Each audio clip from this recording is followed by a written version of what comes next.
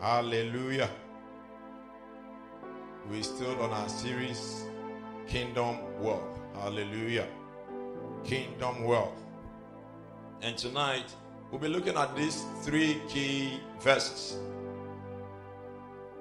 Our anchor scripture, that is Deuteronomy chapter 8, verses 18. It said, "But thou shalt remember the Lord thy God, for it is he that giveth thee power to get wealth, that he may establish his covenant, which is so unto thy father, as it is this day." Hallelujah. Again, I want to appreciate God for his servant, the apostle of this commission, for the privilege to bring God's word. Hallelujah. It is always a privilege and not a right. That is God's servant's altar. Therefore, when you have the opportunity, you better maximize it, or else you will not be given any other opportunity. Hallelujah. In Proverbs chapter 23, verses 26, scripture says, "My son, give me thy heart, and let thy eyes observe my ways." Give me thy heart, and let thy eyes observe my ways. And that is what we're going to base on today. A heart for God, key to kingdom wealth. A heart for God, key to kingdom wealth. The last scripture, 1 Chronicles 29, verses 1 to 4, talking about David. We'll read verse 2. "Furthermore, David the king said unto all the congregation, Solomon my son, whom alone God has chosen, is yet young and tender, and the work is great. For the palace is not for man, but for the Lord God. Now I have prepared with all my might for the house of my God, the gold for the things to be made of gold, and silver for the things made of silver, and brass for the things made of brass, and iron for the things made of iron, and wood for the things made of wood." Hallelujah. You can continue later. Hallelujah. In the kingdom of God, there are keys to accessing the secrets. And one of the keys to accessing secrets is having a heart for God. Having a heart for God. Hallelujah. In Luke chapter 11:52, we saw where Jesus said, "Woe unto you, lawyers, for ye have taken away the keys of the knowledge, keys of knowledge. Ye enter not in yourself, and them that were entering in ye hindered." So there are keys in the kingdom of God. Hallelujah. And one of the keys is having a heart for God. As we read in our anchor scripture, it is God that gives us power to get wealth. God is the one who gives us power to get wealth. Wealth is not an achievement. Wealth is not an attainment. Wealth is entrusted.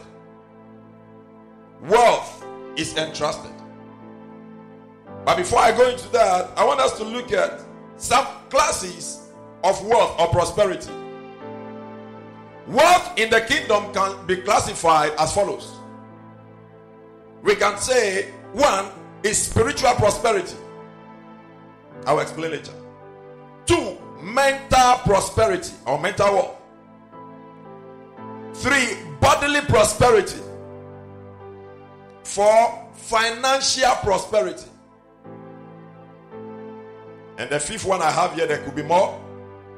Relational prosperity. You can have financial prosperity, but if you do not have spiritual prosperity, there will be question marks. You can prosper, financially, but if relationally you have issues, there will be question mark. So we are examining some people in scriptures who were able to work in all these 5, so that we will know that it is possible. It is possible. 3 John 1:3, as we heard earlier, beloved, I wish above all things that thou may prosper and be in good health, even as thy soul prospereth. Hallelujah. Thou may prosper. We can equate that to financial prosperity, good health, bodily prosperity, and then thy soul prospers, mental prosperity. Hallelujah. We can equate, we can get 3 of these 5 classes of wealth in this scripture. So clearly it tells you and I that these classes are not things taken from anywhere but from Bible. Hallelujah. God is happy when his children prosper. That has been told us already over the weeks. Psalm 35 verses 27, it says, let them shout for joy and be glad that favor my righteous cause. Yea, let them say continually, the Lord God be magnified, which has pleasure in the prosperity of his servants. So God wants you and I to prosper. Hallelujah. The reason I said wealth is entrusted is simple. In Matthew chapter 25 verse 14, we saw the man, he said, for the kingdom of heaven is as a man traveling to a far country. So he called his servants and he entrusted unto them certain gifts. Hallelujah. He said, who called his own servants and delivered unto them his goods. He gave them, not that they already had, not what they went to work for, but he entrusted into them certain wealth. Some he gave them 5, some he gave 2, and another he gave 1. So he entrusted into their hands. If wealth is entrusted, why are we saying wealth is entrusted? Or how is wealth entrusted? In every man is the ability to expend some value. Hallelujah. In every man is the ability to solve problems. Every man has the ability to solve problems. There is no human being on earth without a purpose. Everybody came on earth for a purpose. Everybody is here for an assignment. Before a manufacturer comes up with a product, he saw a problem, and because of the problem, he creates a product to solve the problem. Hallelujah. So man is a function of a purpose. We are not here. You might not have discovered your purpose. That does not mean you are useless. Hallelujah. God's servant has already told us that when somebody says you are useless, it means you have not seen your usefulness. You have not seen your usefulness. So it is your usefulness that determines your creation. The backhoe machine does not function as the grader. No, it doesn't function as the grader. So its purpose is what determines its design. Hallelujah. Its purpose determines its design. So wealth is as a result of the value we offer. Hallelujah. In Proverbs 23 verse 4, the A, Proverbs 23 4a, it says, labor not to be rich. Don't follow after money. Don't follow after money. That is why those of our brethren who are doing the yahoo, all they are doing is pursuing after money. But how many of them have we seen their money being stable? One way or the other, they get problems and every of their wealth diminish. Don't follow after money. He said, labor not to be rich. That is to say, don't labor for money. Don't labor for money. All the rich people we have currently in the world are people who solve problems of humanity. And in an attempt to solve the problem, they became rich. We gave them money for the value they offer. Not because they were pursuing money. No. Not because they were pursuing money. If it is for money, they would never have started. No, they would never have started. Because there was nothing around them that shows money. No, nothing. But they solve problems. And in an attempt to solve the problems, we now give them money for their problems they are solving. Hallelujah. Hallelujah.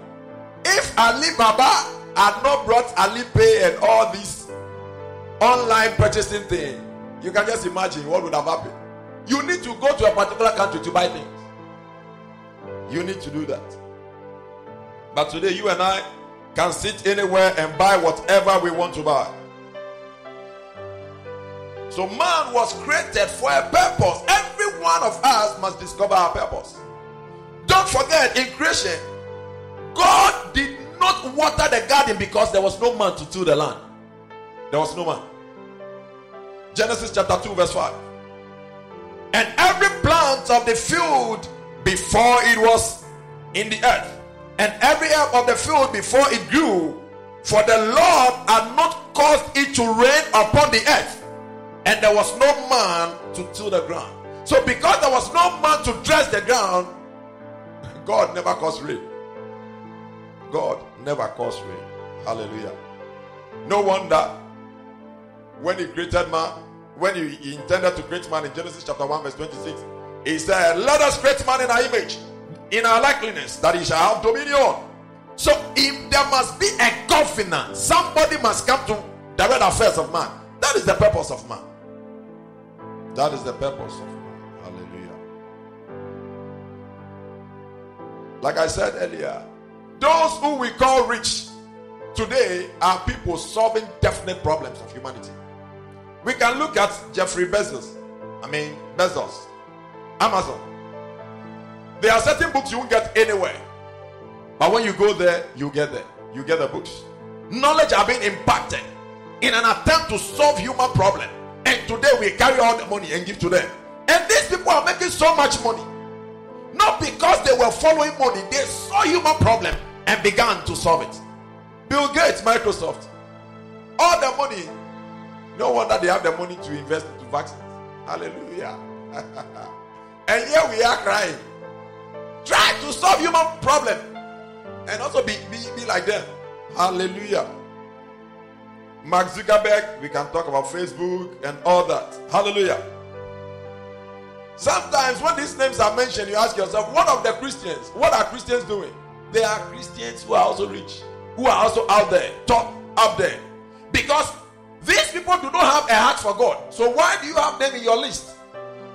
The reason I have them in this list is that I wanted us to understand that it is not about the pursuit of money that makes you rich, but it is your attempt to solve human problem. That is what brings wealth.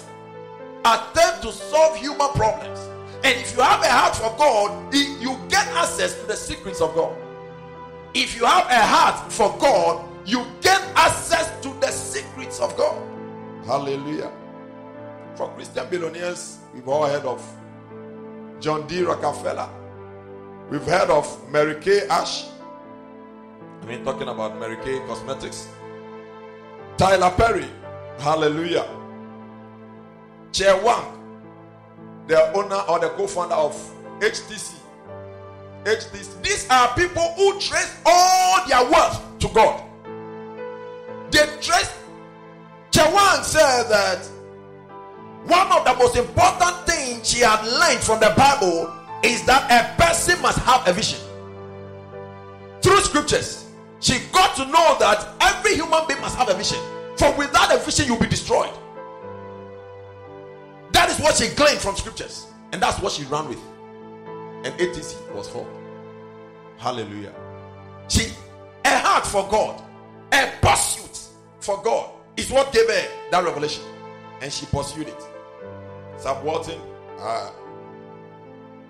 August told us many times about Sam Walton, Henry Hens, and our own, the richest female, the black female, the world. Alakija. Alakija. Hallelujah.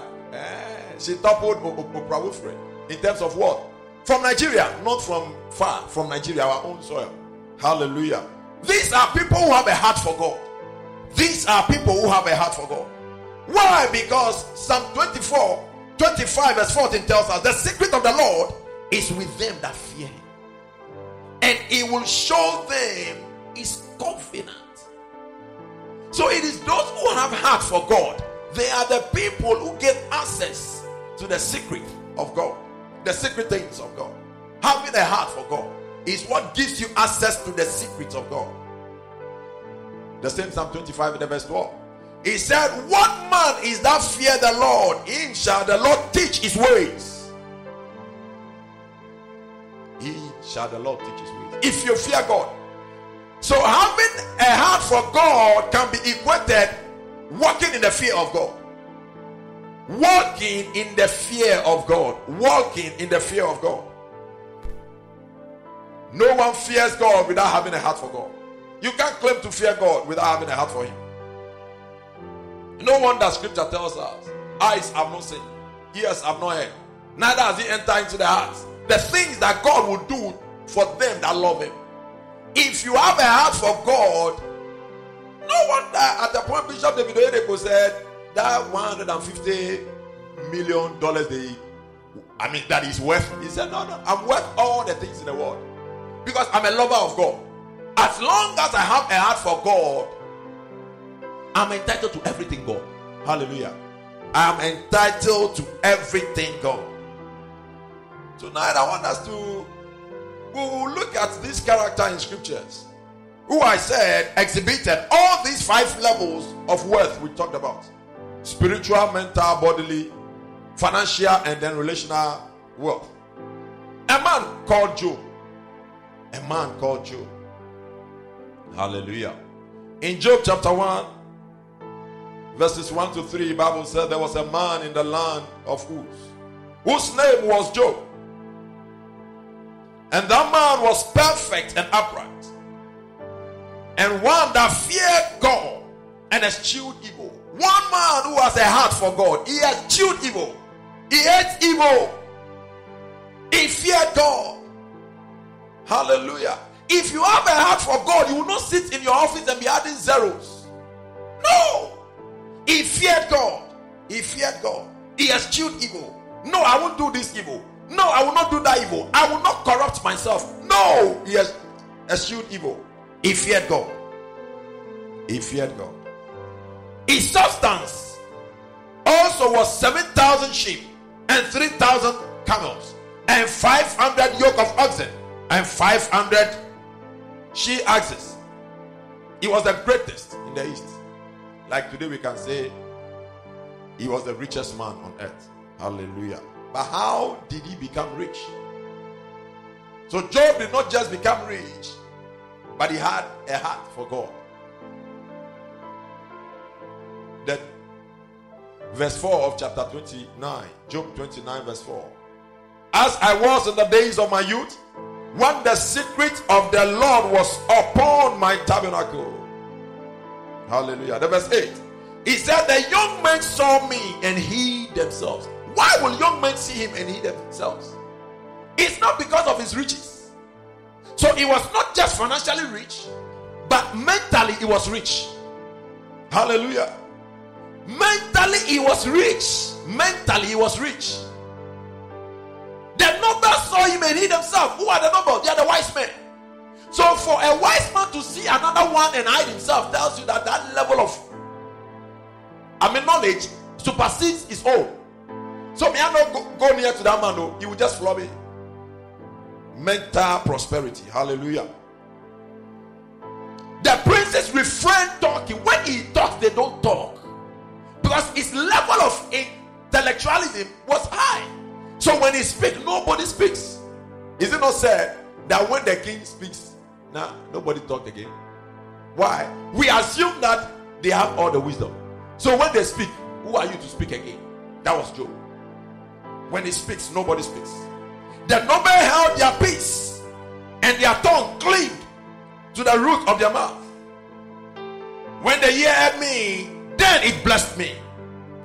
And when the eyes saw me, it gave witness to me, because I delivered the poor that cried. Relational prosperity. The poor that what? Cry. He delivered the poor that cried. So his prosperity, financial prosperity, was not to himself alone. He was still relating to people. So there are many people who claim to be wealthy, yet they can't relate to men. They can't relate to men. Hallelujah. They can't relate to men.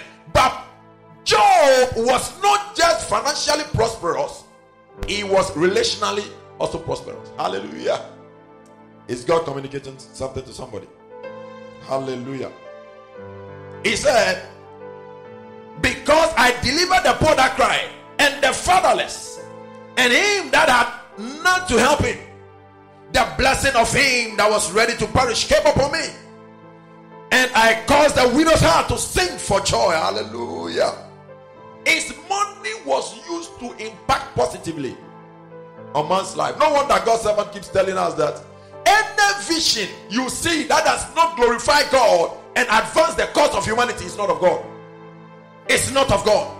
Job's lifestyle depicts that, tells us that. Any vision you claim to have seen that does not glorify God and impact positively on man, shh. So let's look at the 5 classes of prosperity I mentioned earlier. Spiritual prosperity. A walk with God. What is spiritual prosperity? A walk with God. And Job chapter 1 verse 8, he said, and the Lord said unto Satan, hast thou considered my servant Job, that there is none like him in the earth, a perfect man, an upright man, one that fears God and eschews evil. We are not talking of Akufo-Addo recommending somebody. We are talking of God. God himself telling the devil, have you seen my servant Job? Who else do you want to recommend you if God recommends you? Because spiritual prosperity is having a walk with God. And that same God began to recommend Job. Hallelujah. May we get there. I say may we get there in the name of Jesus. So that when we say Job was able to exhibit all these 5, so in terms of spiritual prosperity, God himself approved of him. That this my man, he feared me. Yes, true. Now let's look at mental prosperity here. The young men saw me and hid themselves, and the aged arose and stood up. Why? My intellect is sharp. Sharp. When they bring their problems, I solve it for them. I solve it for them. Hallelujah. Bodily prosperity. When we say bodily prosperity, to be free from sickness, disease, infirmity, yokes and oppressions of darkness. Hallelujah. Let's look at the testimony of Job in the verse 9. Then the testimony of Satan. And Satan answered the Lord and said, do Job fear thee for naught? Hast thou not made an edge around him and about his house and about all that has to do with him? Everything on his side, he is protected. Hallelujah. So bodily he was flourishing because God was with him. He had a heart for God. So God had built an edge around him. Hallelujah. It was unfortunate Job didn't know that one. Hallelujah. Job didn't know that one, and he was walking in fear. But that is why it is there for us to learn, so that we don't fall where Job fell. Hallelujah. Financial prosperity, that one we know. Freedom from poverty, lack and want, and the effect that comes with it. We saw how Job was blessed. And then relational prosperity, having quality relationship that gives opportunity to express love and care. So when we talk of relational prosperity, we are saying having quality relationship that gives opportunity to express love and care, affect and impact lives, and to build lasting legacy. That is what we call relational prosperity. Hallelujah. And we saw how Job did it from the verse 11. When the ear heard me, then it blessed me. And when the eyes saw me, it gave witness to me, because I delivered the poor that cried, and the fatherless, and him that had none to help him. The blessing of them, I've mentioned all this. Hallelujah. So Job operated in all these 4 classes of wealth. Why? He had a heart for God. We can talk of Solomon. 1 Kings chapter 3 verse 3. And Solomon loved God. Solomon loved God, and he was blessed with wisdom. Not just wisdom. We saw he also had a wisdom that equates to mental prosperity. Hallelujah. He had financial prosperity. But at a point, his spiritual prosperity became questionable. And he loved many strange women. Hallelujah. And that was the downfall of Solomon. Hallelujah. Now we can talk of Joseph. We can talk of Daniel. Let's look at some of the proofs of having a heart for God. What shows that one has a heart for God? Hallelujah. Number one, pursuing God's agenda. Doing what? Pursuing God's agenda. If you are pursuing God's agenda, that shows that you have a heart for God. John chapter 4, verses 34.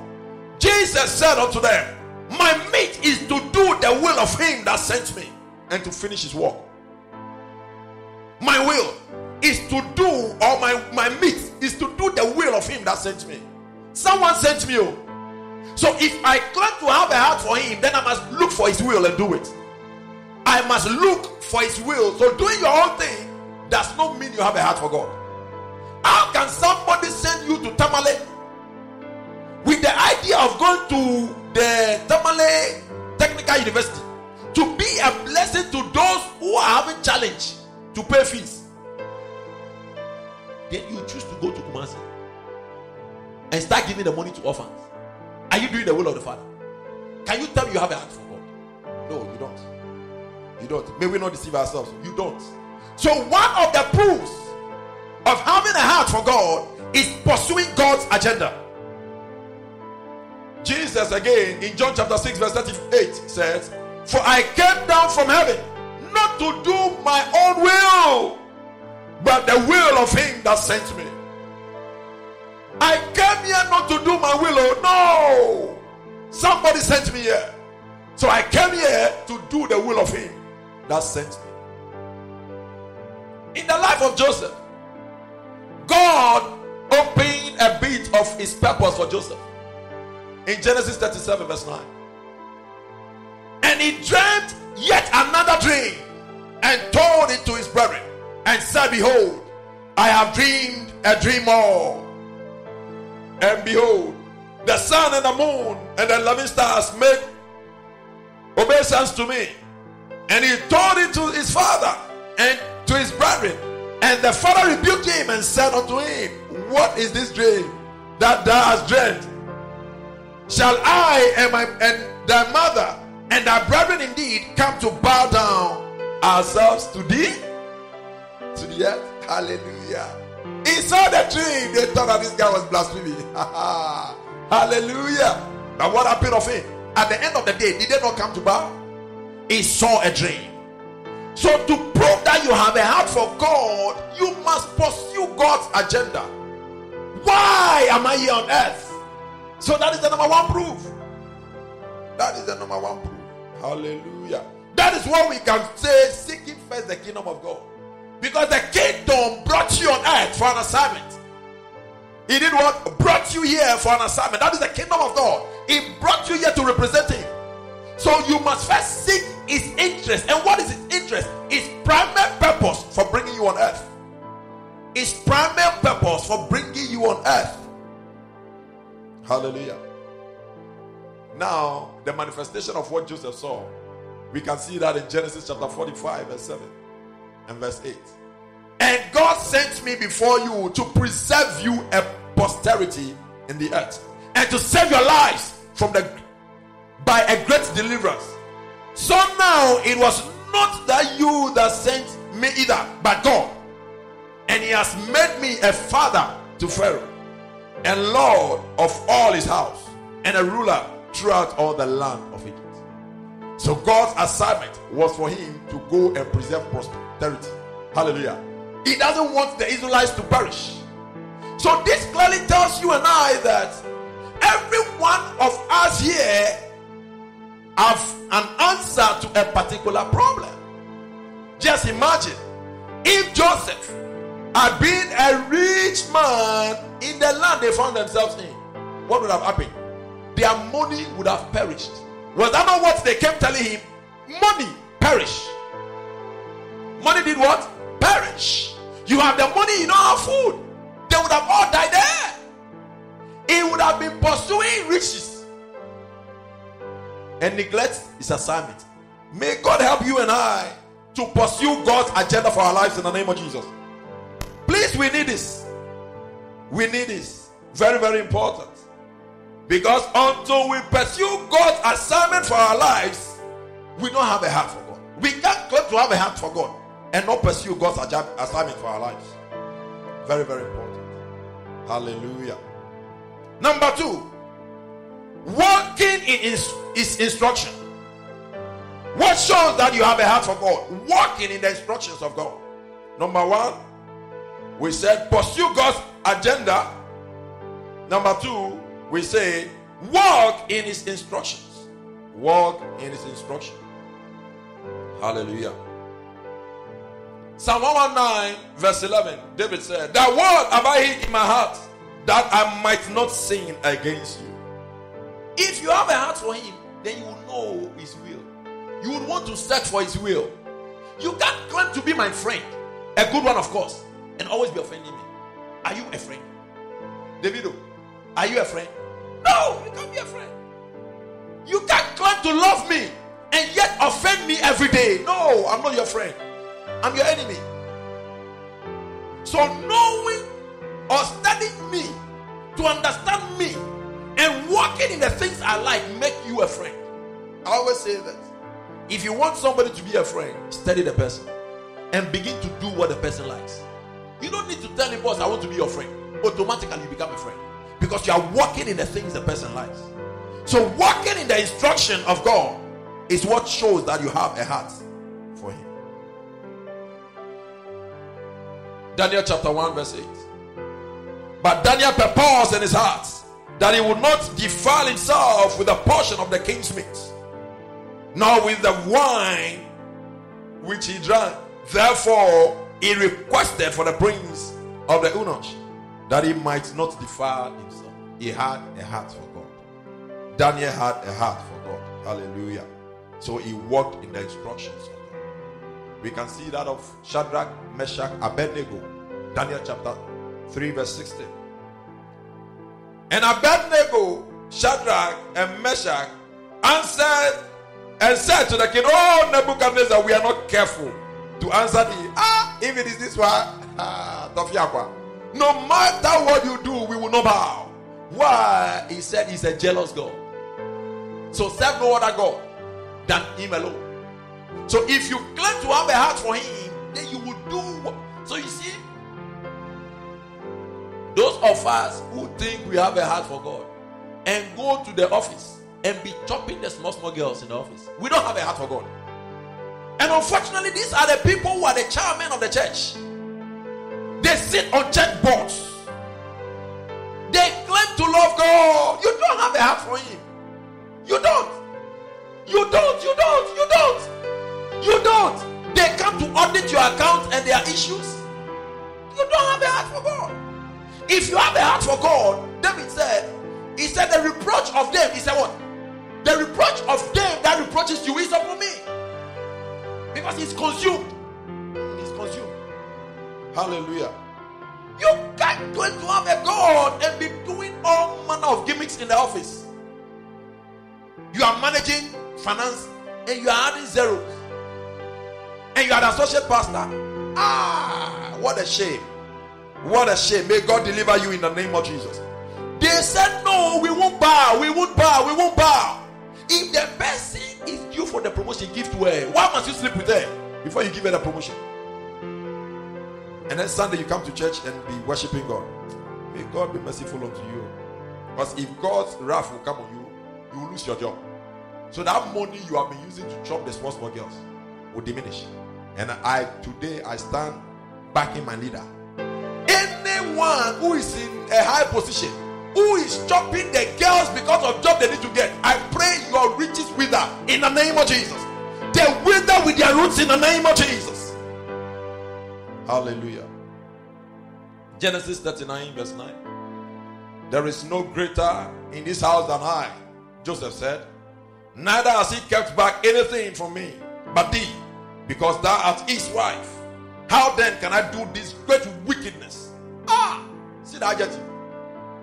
Not just wickedness, great. You know, so an adjective what? Qualifies the noun. Hallelujah. So he had a great wickedness and sin against God. That should tell you he hates it. That is why he ran. Bible said, flee from it. So he didn't say, oh, it is okay, it is okay. No. May God deliver you from it is okay, whilst you're standing there. May you run in the name of Jesus. You have to run. Hallelujah. What again is the proof of having a heart for God? Loving what God loves. Loving what God loves. Loving what God loves. First we said, pursue God's agenda. 2, we say walk in his instruction. Number 3, which will be the last one because of our time. Loving what God loves. And what does God love? He loves mankind. Hallelujah. God loves mankind. For God so loved the world and gave his only begotten Son, that whosoever believes in him should not perish.